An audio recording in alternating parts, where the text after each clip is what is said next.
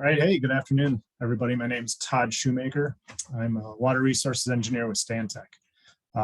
As host of this session, I don't have a video or a presentation particularly about Stantec, but I do just want to take a moment to thank our watershed districts and watershed organizations. I and all the staff at Stantec, we really appreciate these organizations for what they do for our water resources in the state. Personally, as I work throughout the Midwest, I always find myself bragging. I guess a bit about the organization or our organization of watershed management in Minnesota. So thank you very much for all that you do. With that, one thing that we do at Stantec is we start our internal meetings with inclusion and diversity moments. And I thought it would be appropriate to do so here, given the topic of what Mark and Belinda will be talking about. So it's hard to believe, but we're getting close to 2 years working remotely for many of us. And that's been, probably a challenge for most people, but one of those challenges, especially is probably for managers. It can be very, that environment can be very challenging to keep your staff, keep your team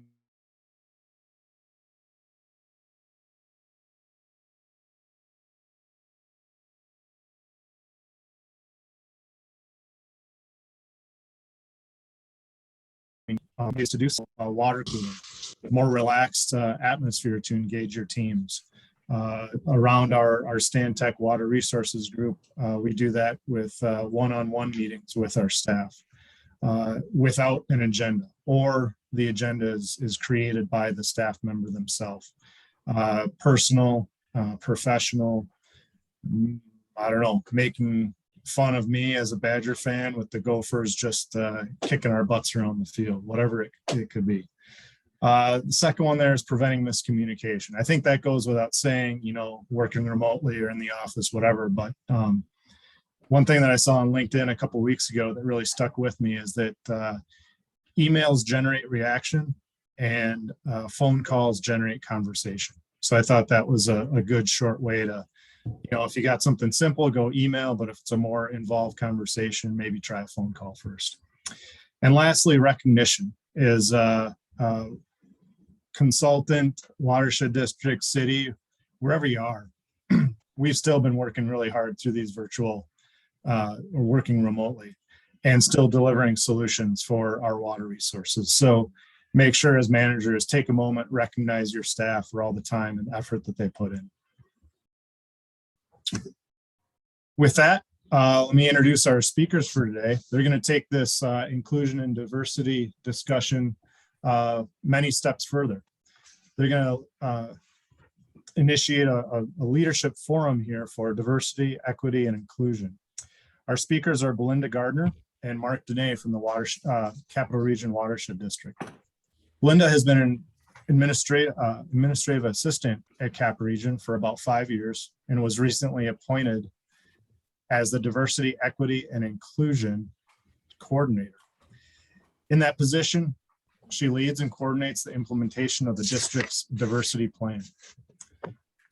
Mark has over 35 years of experience in the water resources field, with most of those as the administrator for Cap Region. In that role, he oversees Cap Region operations, including 22 staff and managers that manages their $11 million annual budget. Please remember to keep yourself muted during the presentation. Questions can be added in the chat and will be answered at the end. Belinda and Mark, take it away. All right, thank you, Todd. I may just clarify that we do hope to have more of an open discussion. And so I'm going to have a little background presentation and then turn it over to Belinda to walk through some topics, and we have some questions for you. And so I believe people can unmute and ask questions at that time. So hopefully that will work. Okay, well, I'm going to get started with just the kind of the context of the open forum discussion today. If you'd go to the next slide, Belinda. So we're going to talk about benchmarking diversity, equity, and inclusion efforts by our district and our partners. We want to share best practices, identify some of the challenges, share resources, and then at the end, really identify opportunities to collaborate as part of this forum.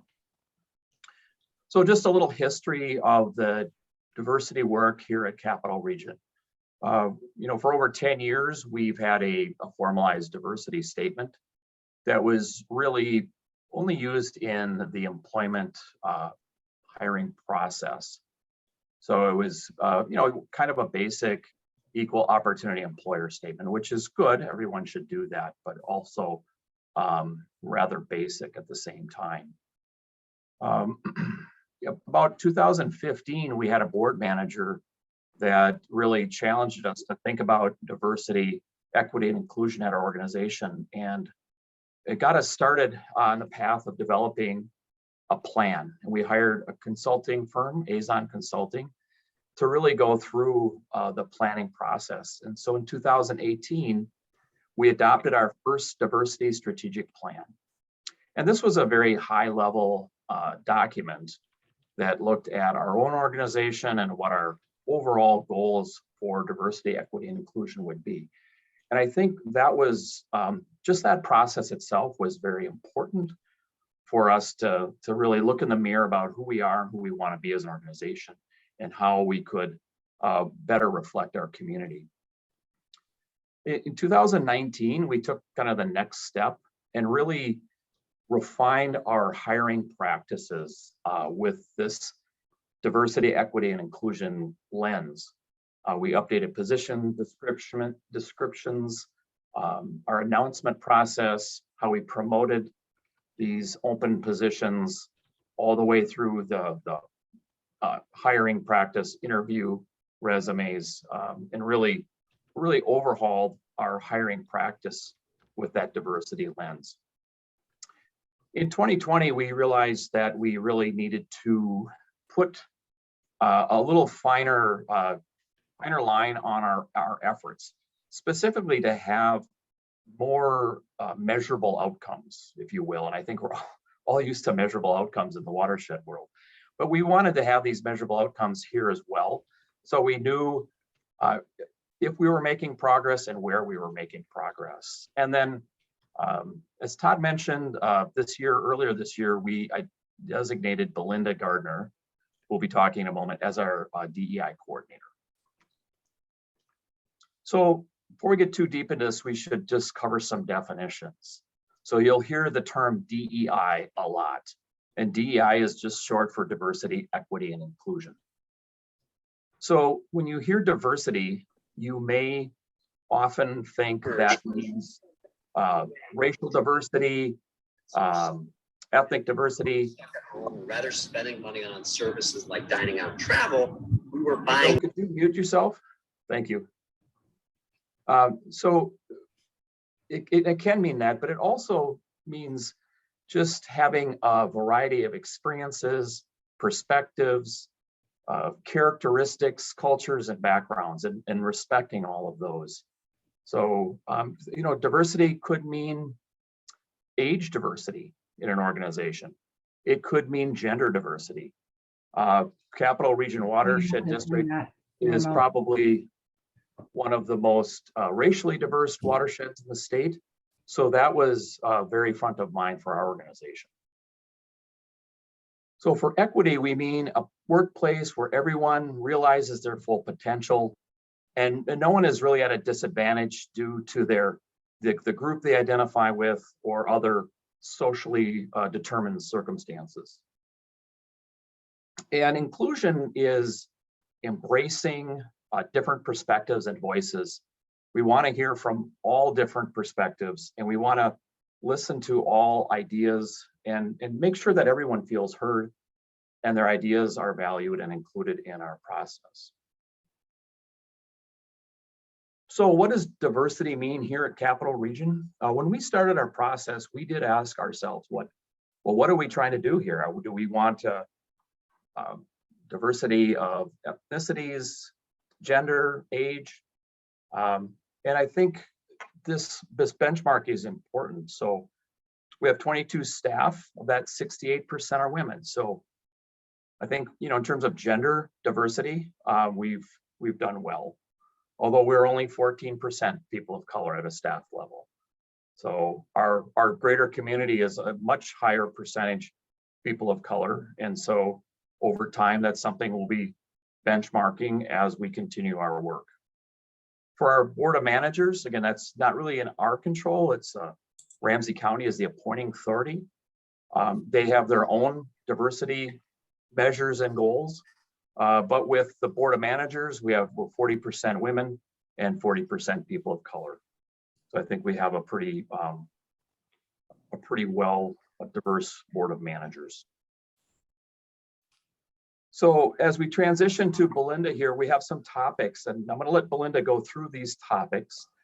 And these are kind of highlights of some of our diversity, equity, and inclusion work.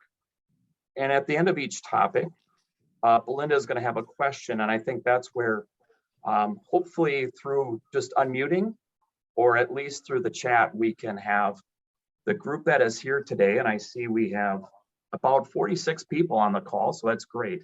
So we really want to make this a discussion and dialogue, and not just Belinda and I talking to you about this. So the 5 topics we have to talk through include our recently updated employee handbook, hiring practices, implicit bias training, procurement, and then employee affinity or resource groups. And so with that, I'm going to turn it over to Belinda. Thank you. Thank you so much, Mark. Well done.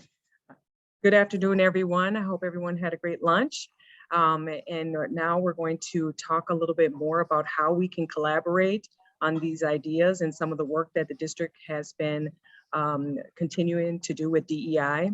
And so I'd like to give you a few of the highlights of our revised employee handbook, and then hopefully we can open it up for discussion about how does this work, right? So a few of the ideas that we implemented for the employee handbook with the revisions made with diversity, equity, inclusion in mind, we have a new section on microaggressions. And so that section defines what microaggressions are and what it looks like, in that we do not tolerate microaggressions at our organization. Another addition to our employee handbook is that Juneteenth was added as a national holiday, a paid holiday for our staff. In addition to that, spiritual and mental health breaks were added to the benefits section. And so I'd like to open this up for discussion.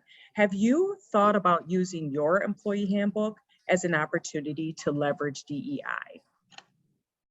So if you don't mind just unmuting yourself, that would be fantastic.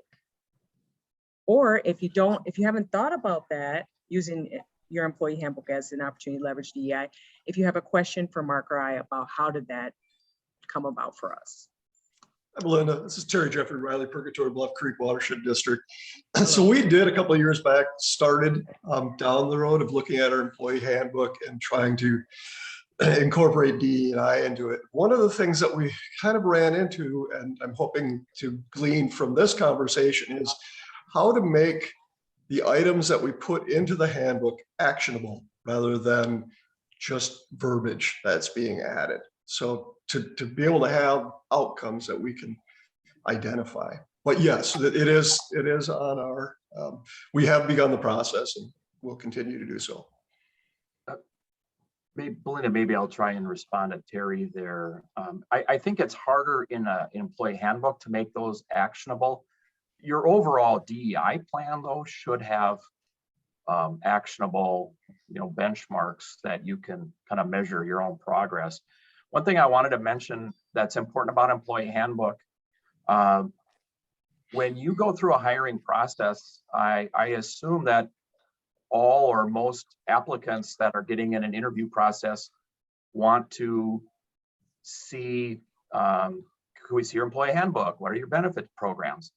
And so a prospective employee sees an employee handbook that is, respectful of the DEI process. I think that says a lot about your organization. And that's all part of the larger process to be welcoming and open and inclusive. And so if they see that, that's a great indicator that your organization is aware and working on that. There's some stuff in the chat here.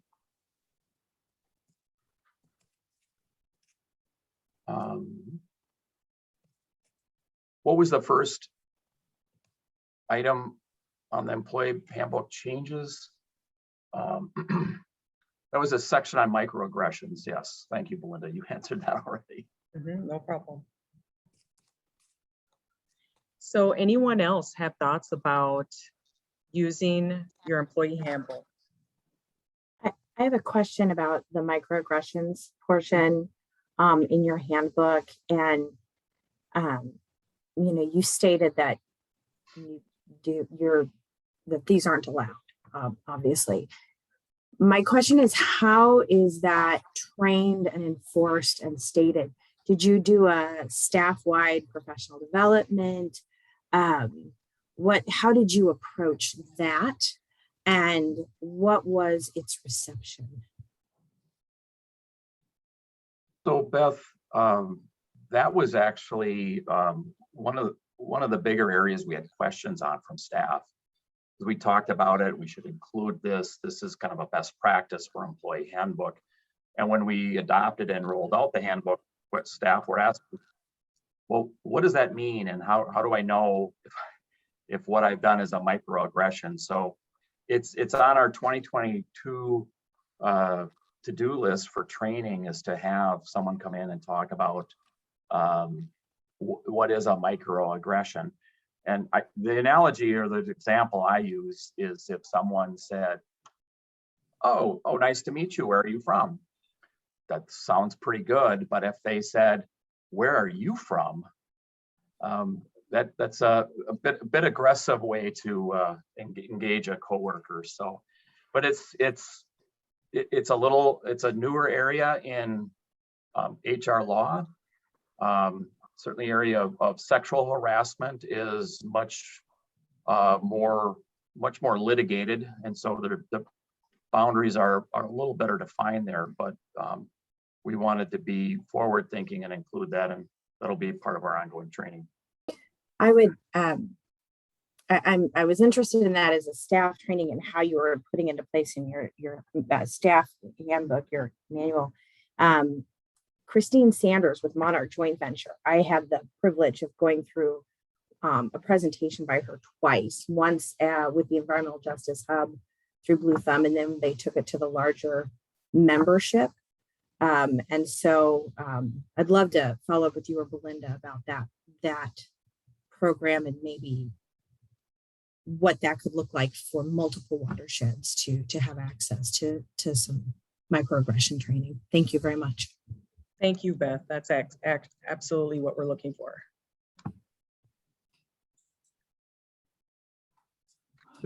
Belinda, there's a couple questions in the chat that I think could be answered with, discussion of our groupers meetings about training and just DEI discussions. So yes, so once a month we do meet as a staff. It's voluntary over a lunch hour, and we do discuss certain topics regarding diversity topics, and we are going to talk about that a little bit further into our presentation. So I'll maybe table that just for a moment. But let me go back. I think someone private messaged me and asked, maybe I can define what microaggressions are just for the purposes of our meeting here today. And I do have a definition here. Microaggressions are intentional or unintentional everyday slights, indignities, put downs, and insults that members of marginalized or underrepresented groups experience. The name doesn't do justice to the impact, which can be extremely hurtful. And so that's why this is such a big issue with the microaggressions training that Beth suggested, that we are definitely planning to coordinate and would love to collaborate further discussion on that. If there isn't any other conversation regarding employee handbook, we have 4 other questions for the group. If that's okay, if I move on. All right, let's see. All right, so I would like to give you a few of updates regarding our hiring practices. One of the first things that we did is we refined our diversity statement. The next thing we did is we reduced implicit bias in the hiring process. And that's where the training comes into place, along with the diversity statement. Also recognizing our own unconscious bias, and what does that mean and how does that impact the hiring process for both our internal hiring team and also anyone we are asking to participate from the external partners to pool. And another example of our hiring practices that we promote in diverse publications. We are very deliberate about where we promote our jobs, and we will continue to do that. We've been promoting in diverse publications such as Hmong Times, African Journal, La Prensa, and we've actually been promoting and advertising in those diverse publications for several years. Once we receive if someone on the call, if you don't mind muting yourself, that'd be so great. Thank you so much. Once we receive a resume, we redact all of the personal information from any materials received regarding hiring. And so we do that before that resume reaches the desk of our hiring team. And that's to reduce that implicit bias. Another practice we have is that all interview questions are provided to candidates 1 hour in advance of their actual interview. And that is because we want to give everyone a fair shot at answering the questions, allowing them time to think and process what those answers may be. And so I'd like to open it up for discussion. Do you have a diversity statement, or are you participating, or do you have any practices around hiring? And are you looking at this as an opportunity to diversify your organization?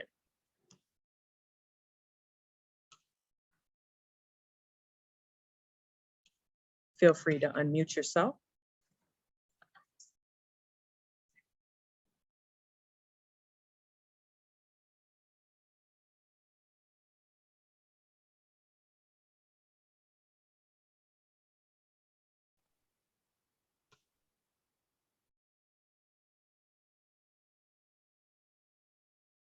So I guess the answer would probably be no then for a diversity statement, perhaps for this group, Mark? Well, I think there's some questions in chat. Okay. Maybe we could go to those. Perfect. I think Karen Chandler is looking for the microaggression definition. We can put that in the chat here in a minute. Arun is asking, the handbook is an administrative statement. How is DEI incorporated into the work culture? And how do you evaluate it in the culture? We'll be covering that. I think we have a topic on our staff group that we'll be talking about. And I think that's really how the culture of diversity is incorporated into our organization.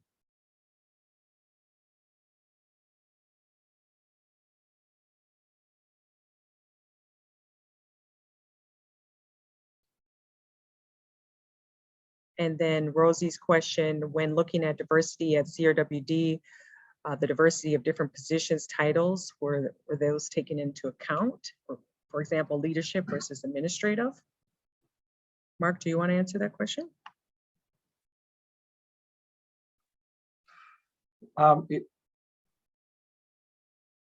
Not in a way to rewrite those. We really were focused more on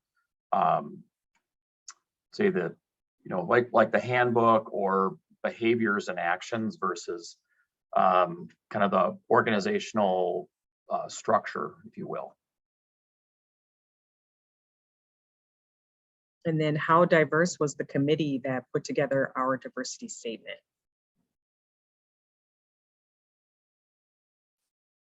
I think ultimately we had a staff group. I think we showed the representation of that ultimately is approved by the board. So I think it was the roughly 14% people of color at a staff level and 40% people of color at a board level that ultimately approved the diversity statement.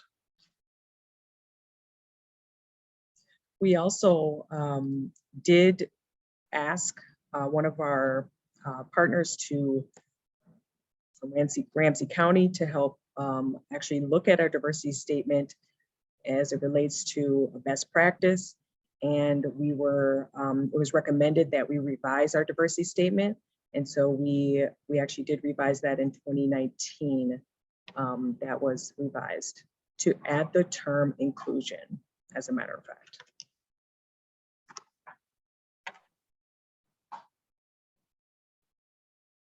I see Beth is asking what kind of any pushback did we have? I don't know that there was pushback. I think back in 2016, when we were developing that initial strategic plan, I think there was a lot of reflection about what does diversity mean for Capital Region Watershed District, and trying to understand how diversity can help us do our work might have been the biggest challenge. And coming to this mutual understanding that we can actually do our work better when we include more diverse perspectives and opinions as we develop our plans and projects. Also, I do have the diversity statement in front of me if you'd like me to read that. There was a question regarding that. So our formalized diversity statement is that the Capital Region Watershed District embraces and values diversity and inclusion and seeks to recruit, promote, and retain employees that reflect the community we serve. We believe that a diverse mix of employees enriches the workplace and enhances the quality of our service. The Capital Region Watershed District encourages all qualified to apply for open positions.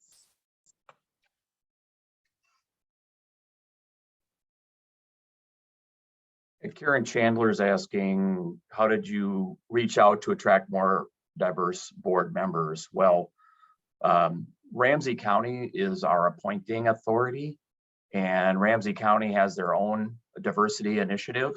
So as you know, counties have many commissions, committees, boards, and panels that they appoint members to. And so somewhat concurrently, they were going through their own process to look at all of the different boards that the county commissioners are responsible for appointing, and develop their own diversity approach. And it was, it's very compatible with what we're doing, but ultimately for watershed districts, the county boards are the appointing authority, and it's really ultimately up to them.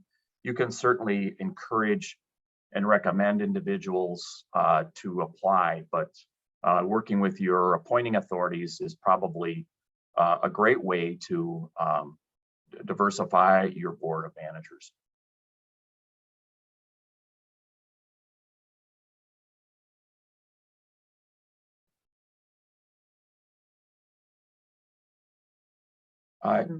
Catherine has a great question. We were fortunate to have our diversity plan underway and in place as we did our 2020 update to our plan. And I can provide to you, maybe I can send you offline our communication plan for the watershed management plan itself. And so there were a lot of different tools we used to get underrepresented groups and individuals to provide input to our plan. And I'll just say the short answer is you got to do a lot of different things. There isn't a public meeting at 7 o'clock at night and do 2 of them. Probably isn't the best way to reach a lot of different groups. You really need to go out to them and go to where they are. There's a lot of organizations that are already meeting. And so if you could be part of their meeting and not having them be part of your meeting is really a great way to do that. There's a lot of social media tools that are out there as well that you might get a lot of younger perspective in your watershed management plan as well. So Catherine, we send out separately of our communication outreach plan for the watershed plan to give you some ideas on what you might do there. And there's Catherine's email. Thank you. Grace thinks everyone could benefit from that. Mm-hmm. Yep. So we have three more questions, and we have just under 30 minutes. So why don't we continue on here? We're doing great on time, and thank you everyone for your questions. This is really great. And if you want to just unmute yourself, you can just ask the question also, if you don't want to put it in the chat. So the next opportunity here that we actually made a mandatory thing for our organization is that we all have to do implicit bias training. And so I wanted to provide you with a few examples of what we learned going through the training. One example is that unconscious attitudes and stereotypes can actually manifest in the workplace. And so that's why it's important that we check our implicit biases at the door and that we understand what those are so that we don't allow it to turn into a negative environment. And so by having this implicit bias lens and the DEI lens, we can be deliberate about being inclusive and also be deliberate with having an equity lens. So the training also taught us, we already mentioned microaggressions, what that looks like, and that there are hostile, derogatory, or negative attitudes.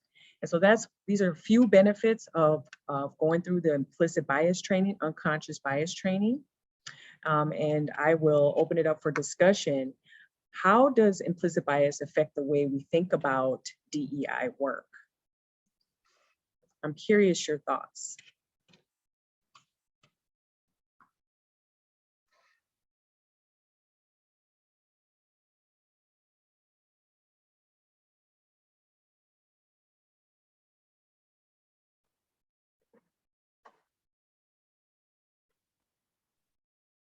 So there was a question earlier, and it was around pushback.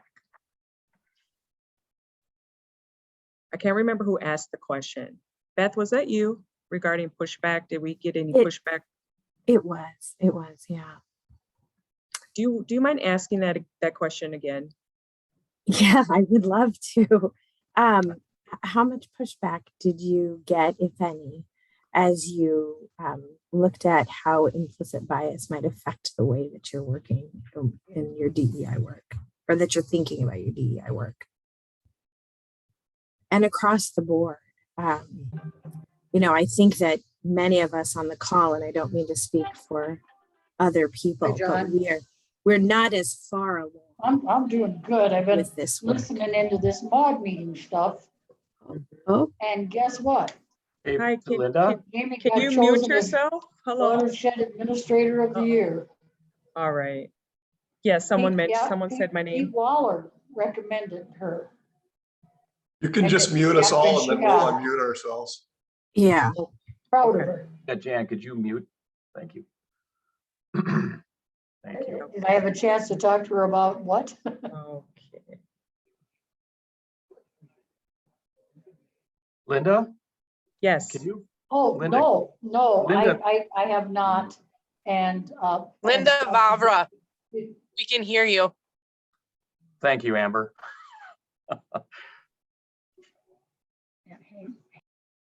There we go. All right. All right. Thank you. Okay. I apologize. Okay.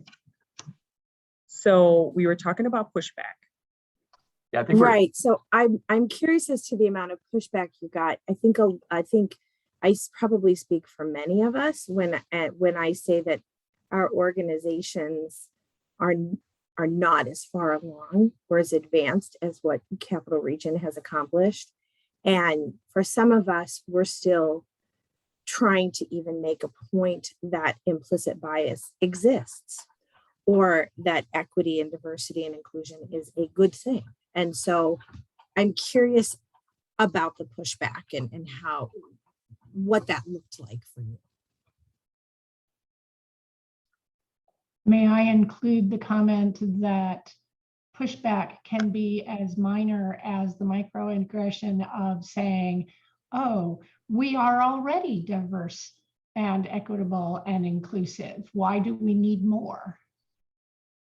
And if I could add, it also includes things like we should just hire the most qualified people for the job, and our process gets us that. Well, Beth, let me try and tackle a couple of your questions. I can say personally, when we started this process, the first thing we were doing was taking that Harvard implicit bias test. And I thought I'm a pretty open-minded person, pretty forward thinking.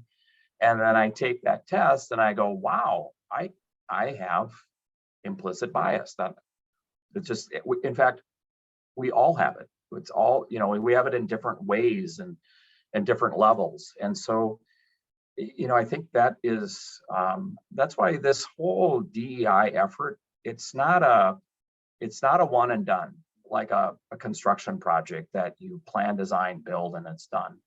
This is just an ongoing effort that it's continually evolving. And so that was kind of the first, it was sort of this personal pushback, like, wait, I don't have bias. Wait, I do have bias, and just trying to kind of get your head around that. So that was part of it. I think, again, I think I may have mentioned this before, but you've asked again, I think there is that, that internal question we had is, well, what's the problem? Again, we're problem solvers. So what is the problem we're solving and how does that help us clean up water, right? And that's kind of the core question. And I think it's, it really, it's an organizational discovery that, going through the process, you begin to realize that you can do your work better when you are more inclusive and are open to more ideas and more input from a wider variety of people. And so it's a personal thing in a way that your organization has to overcome. So and once you get there, I think then you can embrace the diversity in a better way and are more open to all the different things you need to do. But until you kind of get to that place, it's a bit of an effort. So Beth, you asked about hiring. And so, yeah, well, don't you just hire the most qualified people? And I think you certainly want to hire people who are qualified to do the work. Belinda was talking about those hiring practices, and really you should be hiring for character, because you can't really train people for character. And when you do that, if they need training for some specific technical task, they can be better trained for that. But we look to hire for character, and if they need training, we can provide that. But if you're only going to hire the person with the most PhDs, you may not achieve your diversity goals, your organization. Hiring for character requires a lot of training also, because we tend to think the character that is most like ourselves is the one that's going to fit best. And that one must recognize one's biases before one can admit that they're not looking for just their own character.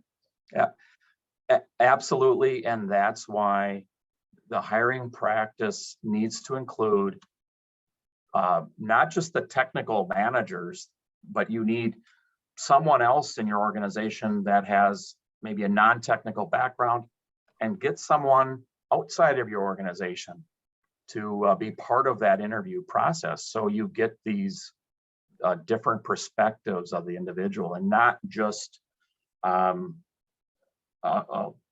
hierarchy of technical degrees in that hiring process.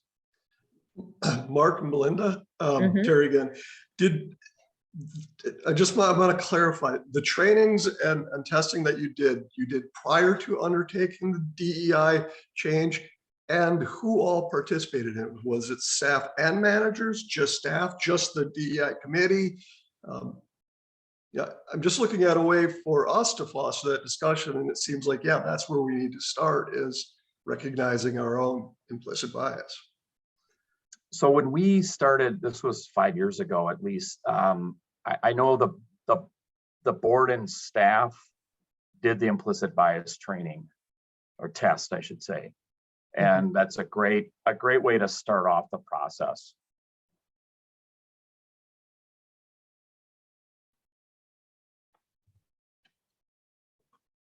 Does that answer your question, Terry?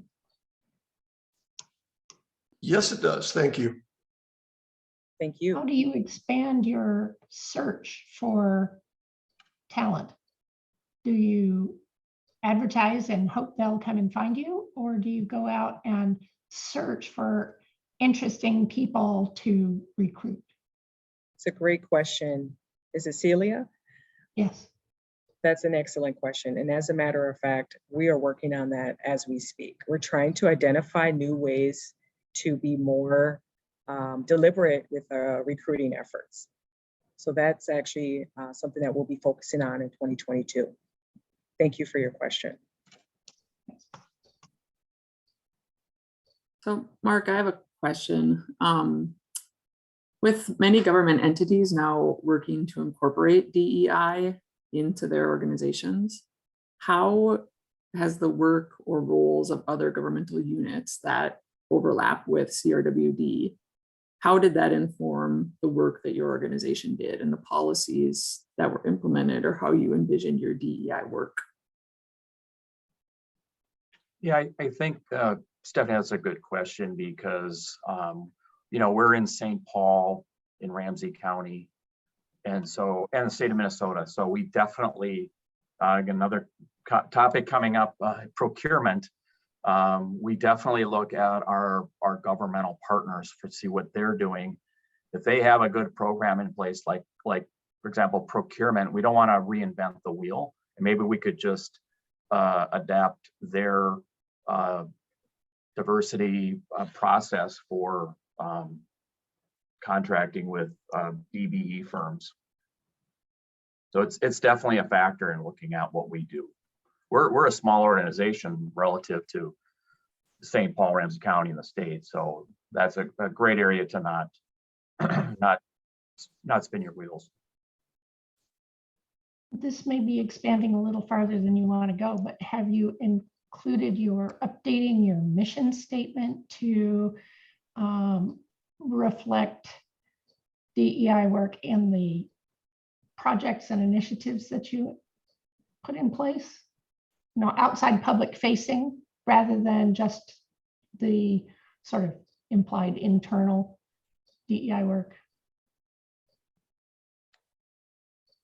The short answer is we did not amend our mission statement, but rather added the diversity statement that Belinda reviewed just a few minutes ago. Okay. And our DEI is built into, I might have mentioned this either this afternoon or this morning, built into our watershed management plan and our strategic plans as well. We had a question from Joe. Have we communicated our diversity plan to our partners, cities, Ramsey County, and vendors? Mark, do you want to take that one? I believe we have. I know it's very public facing on our website. I believe there was a distribution after it was adopted, but we haven't done anything probably post-COVID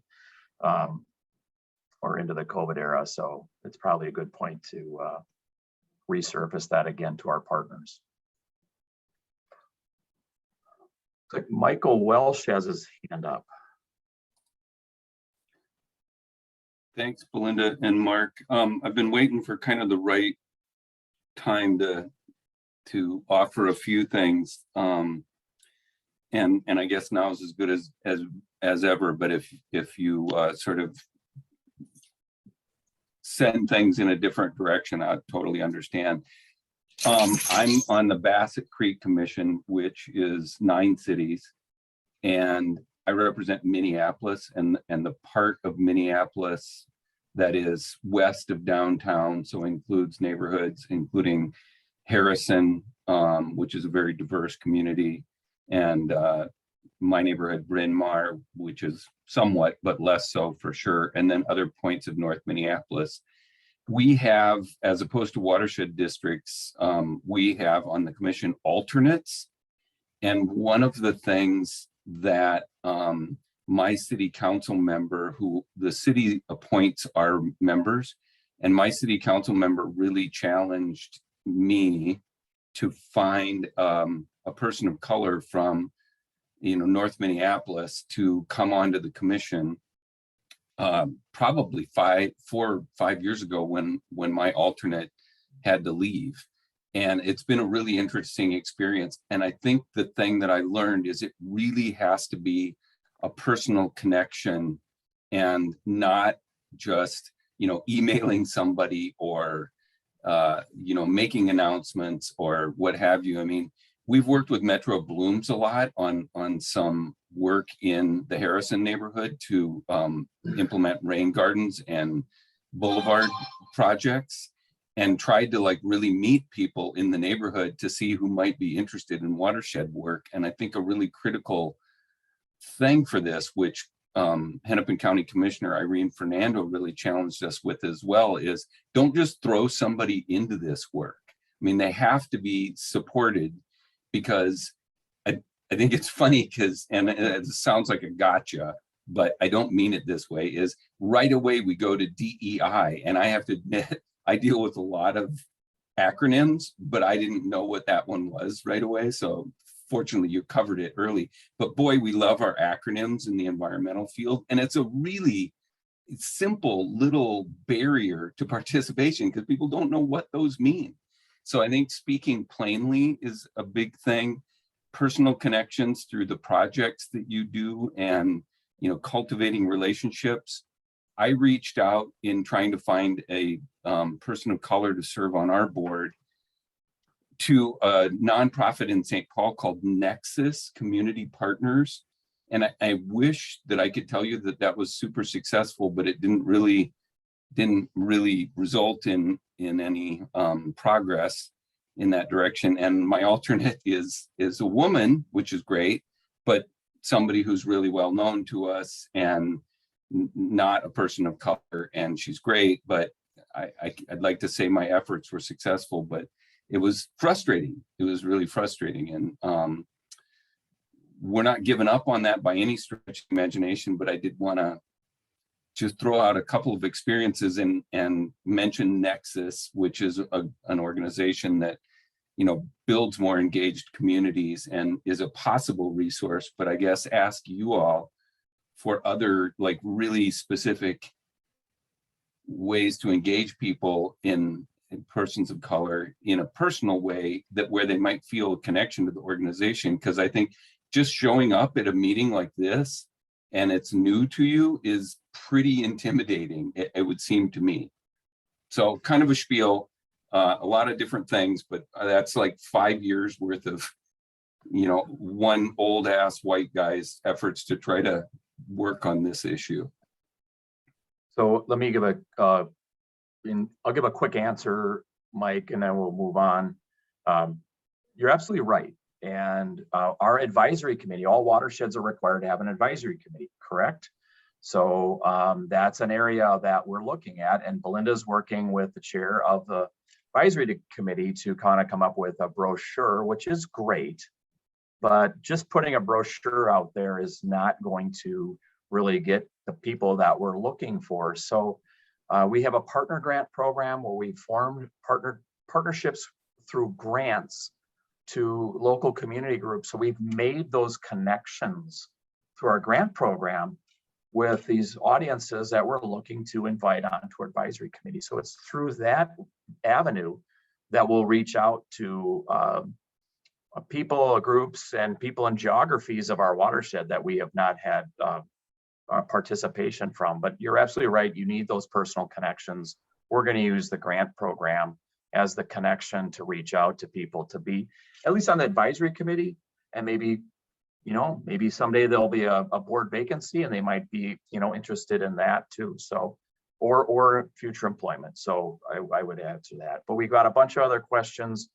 We're starting to run low on time. I see, looks like Jill Crafton has her hand up. Yeah, hi, Mark. I was just gonna say, so we've been thinking about those. So I'm in Terry Jeffries Watershed District, part of his team as a manager. And we've got 3 creeks that flow into the Minnesota River, and we've got 13 lakes on 2 of the creeks. But everybody that's participating in the lake associations or comes to make comments, they're all like we are. They're all white. So I've been grappling with that because it just seems like exactly what you're just saying here, cultivating relationships and trying to reach out. But there've got to be other organizations within the community that are working with people of color. And there's got to be, we're talking about going to our city, maybe the human rights commissions, or trying to figure out ways to learn our community better, because we all have a footprint for water quality. And so the more we can engage, and especially I think with the Citizen Advisory Committee, then you've got a greater pool to pull from for more positions, et cetera, of the chain. So that's kind of where we've been. Yep. I mean, I think you kind of answered your own question, Jill, and you know your community, and that, you know, I would say one thing is, you know, the entry point might be just, do you have gender and age diversity, you know, and starting there as a entry point, and then look at other organizations that may reflect underserved or a variety of groups within your watershed. So we probably should keep moving. We got a lot of great conversations and discussion, and don't want to discount them all, but we do have a couple more topics to get through. This was a really good one. Yes, and just a couple of comments in the chat. If people want to go ahead and go to the chat and read Cole's comment, and then I know we have a question there we'll try to get to as well. But I wanted to give you some examples of how we're leveraging DEI with our procurement. We recently, our professional services, we put out a request for qualification for professional services. And one of the requirements for that is that we need to see a brief description of how the firm aligns with the state's and CRWD's DEI goals. And those proposals are evaluated based on how well that alignment is, and how they're able to describe that commitment to equity and inclusion. And that is something that it will continue to be an important piece for us in pushing along our DEI efforts. So for this last RFQ distribution, we sent it out to 79 firms, and we spent a lot of time researching women-owned businesses and minority-owned businesses. So we were able to add 55 new firms, 55 firms that are women-owned and minority-owned, and that's by merely being deliberate with that effort. And so my question is, does your organization do any work with WBE, women-owned businesses or minority-owned business firms?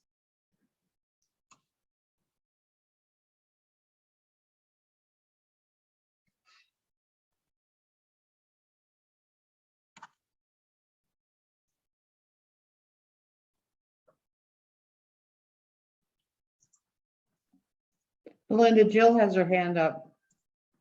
Okay, Jill. No, I forgot to put it down. Sorry. Okay. No problem. Thank you, Mary. No problem.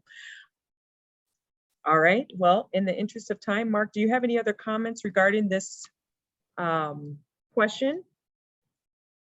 We can always explore later. Why don't we get through it, and maybe we can circle back to the questions in the chat and any other follow-up, because we're running low on time. Excellent. So roughly, I want to say 4 years ago, we started meeting as staff over our lunch hour.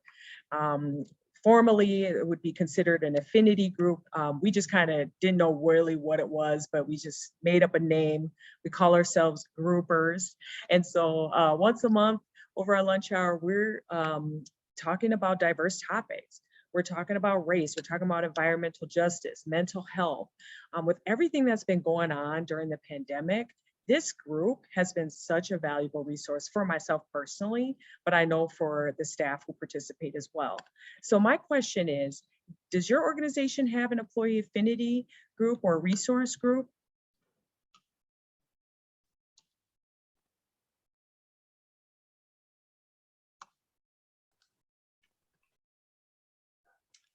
I think most people are just afraid to say that, no, we don't. These aren't things that we have encountered yet. And I want to just make a couple comments on this.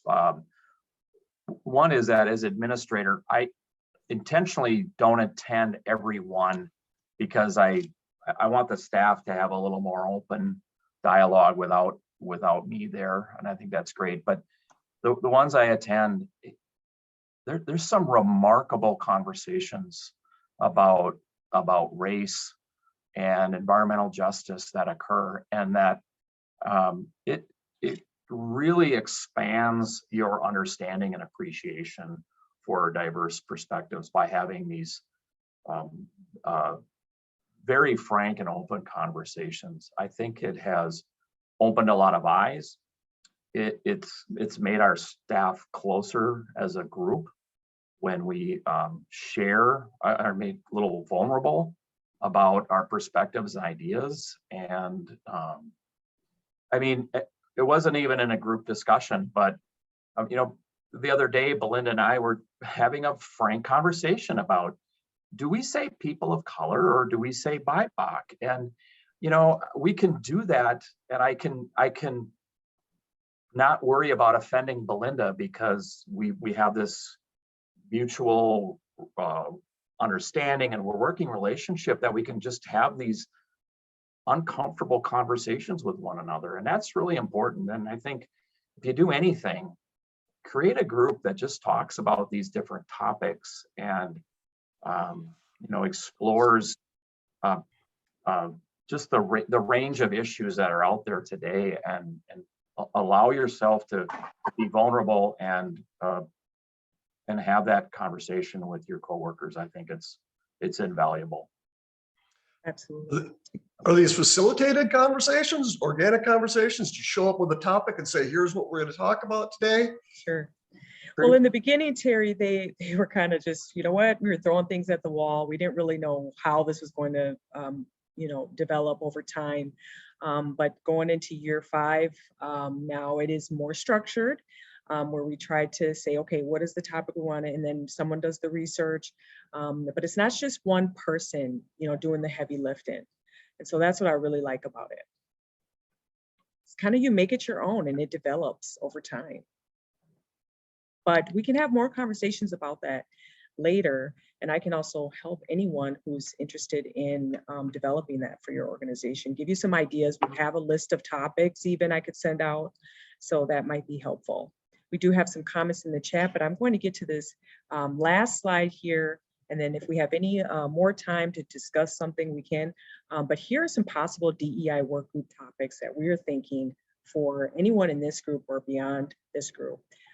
So we could talk about outreach, how to leverage DEI within the outreach communication engagement division. We could talk about how to leverage DEI with your employment, some of the hiring best practices we talked about. We can talk about procurement. What does that look like in terms of working with WBEs, women-owned and minority-owned businesses. And then we can also, as Beth mentioned earlier, put together some trainings for the watershed districts. And so with that, I would like to just ask one final question. Are you interested in joining a DEI work group? And if so, please email me. I would like to help facilitate this and organize these work groups. Or any other further questions you might have, feel free to reach out to myself, Mark, or anyone at our organization. And then with that, I'd like to say thank you so much for joining this afternoon. What a great conference so far. I really appreciate you joining our session and the other sessions. And Mark, I didn't know if you had any other closing thoughts. I just want to mention that we are out of time.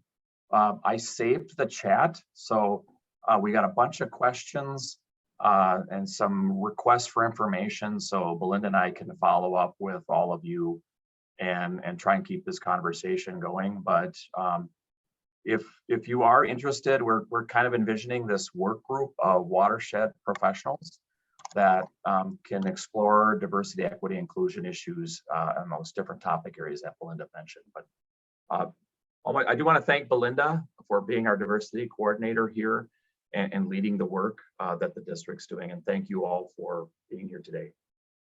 You're welcome. Thank you, everyone. Thank you. You're welcome. Thank you.